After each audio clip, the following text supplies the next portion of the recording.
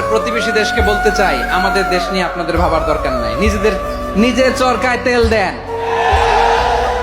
নিজের দেশ নিয়ে ভাবেন। গত মাসের ভয়েস অফ আমেরিকার রিপোর্ট, বাংলাদেশে সংখ্যালঘু জনগোষ্ঠী আগের চেয়ে বেশি নিরাপত্তা পাচ্ছে। Report voice of America, Muslim report নাকি মুসলিম জরিপ? ভয়েস অফ আমেরিকা, কথা বুঝে নাই বোধহয়। ভয়েস অফ আমেরিকা কি আমাদের রিপোর্ট না? ভয়েস অফ আমেরিকার জরিপ, বাংলাদেশের সংখ্যালঘু জনগোষ্ঠী আগের চেয়ে ভালো নিরাপত্তা পাচ্ছে।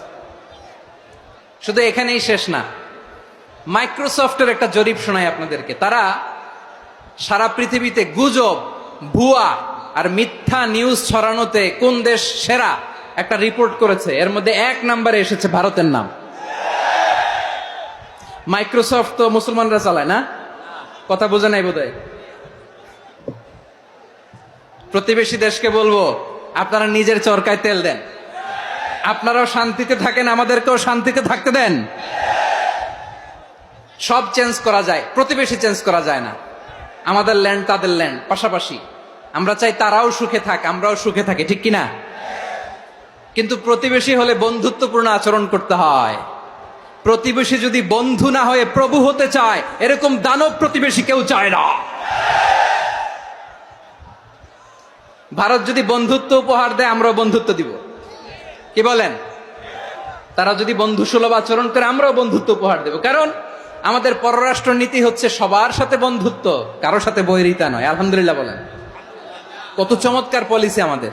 আমরা নির্বিবাদী, আমরা বাংলাদেশিরা শান্তিকামী। We are proud of that. এজন্য আমরা গর্ববোধ করি।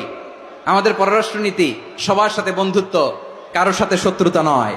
তাই প্রতিবেশী দেশকে বলবো, আমার ভাইয়েরা, আপনারাও আমাদের ভাই। বন্ধুত্ব দিলে বন্ধুত্ব পাবেন। বন্ধুত্ব ইজ ওয়েলকাম, দাদাগিরি নয়। বন্ধুত্ব ওয়েলকাম, দাদাগিরি নয়। Loud and clear. ভারত যদি বন্ধুত্ব দেখায়, বন্ধুত্ব পাবে। কিন্তু ভারত যদি বাংলাদেশে আধিপত্যবাদ বিস্তার করতে চায়, বাংলাদেশের 18 কোটি জনগণ সেটা রুখে দেবে।